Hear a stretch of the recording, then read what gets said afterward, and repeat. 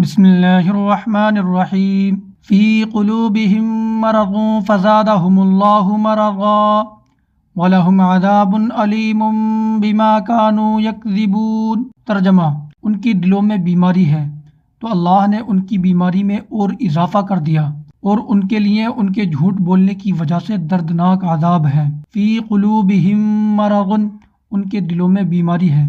اس آیت میں قلبی مرض سے مراد منافقوں کی منافقت اور حضور پرنور صلی اللہ علیہ وسلم سے بغض کی بیماری ہے۔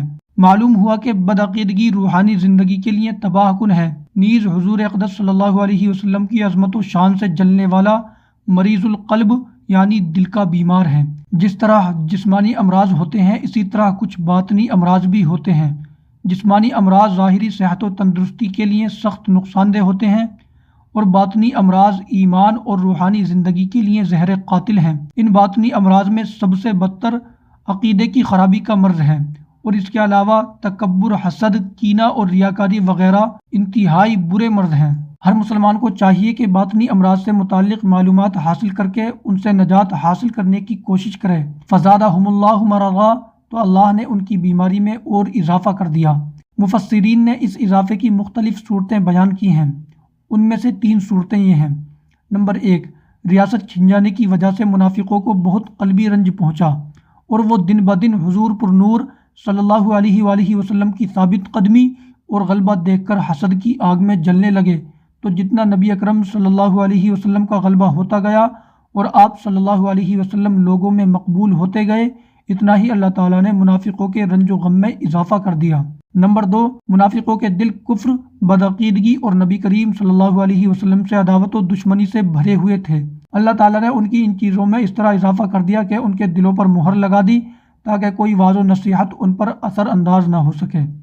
نمبر 3، جیسے جیسے شرعی احکام اور نزول وحی میں اضافہ ہوا اور مسلمانوں کی مدد و نصرت بڑھتی گئی، ویسے ویسے ان کا کفر بڑھتا گیا، بلکہ ان کا حال تو یہ تھا کہ کلمہ شہادت پڑھنا ان پر بہت دشوار تھا، اوپر سے عبادات میں اضافہ ہو گیا اور جرموں کی سزائیں بھی نازل ہو گئیں، جس کی وجہ سے یہ لوگ بہت بے چین ہو گئے تھے۔